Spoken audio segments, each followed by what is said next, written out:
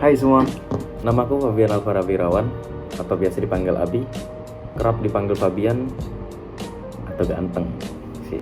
Aku kali ini bakal membawakan topik tentang kamera. Ya, seperti di depan saya sudah ada Sony A6400 dengan kamera Zeiss 24. Ya, cukup lumayan lah, bagus gitu kan. Mahal bos. Kamera ini memiliki banyak fitur yang dimana orang awam pun tidak akan tahu atau tidak akan mengenali apa saja sih yang ada di dalam ini. Nah, maka dari situ saya akan membahasnya. Yang akan saya bawakan adalah segitiga exposure. Kita akan mempelajari itu ya dengan simpel dan mudah aja. Oke. Yang pertama ada aperture. Aperture adalah bukaan lensa yang berfungsi seperti pupil mata, yaitu mengatur jumlah cahaya yang masuk. Aperture dapat difungsikan sebagai pengatur background, yang dimana kamu bisa memperjelas atau malah membuatnya buram. Biasanya sih disebut bokeh ya, itu sih kata kerennya.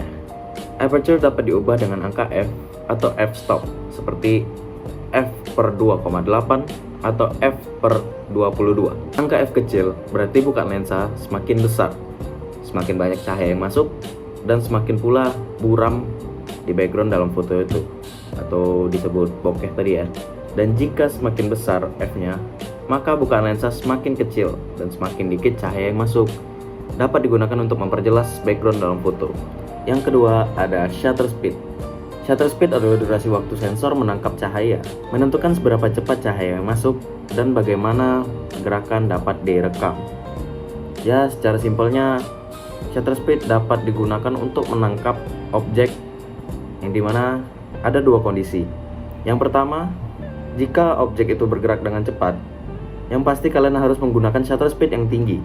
Contoh, 1/1000 second. Dalam foto itu pasti akan gelap, namun objek yang ditangkap pasti pas dan tidak akan ada blur.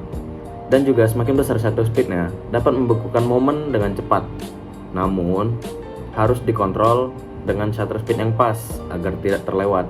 Yang kedua, dalam kondisi lambat atau diam, ya kalian dapat menggunakannya dengan menggunakan shutter speed yang rendah, seperti 1/100 atau 1/160 second.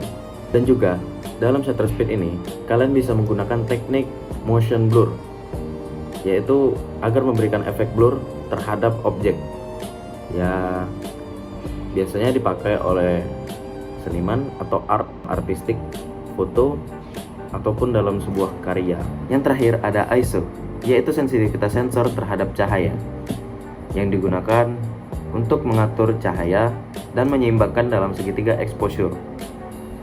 Dan ISO itu yang paling penting loh di dalam segitiga exposure.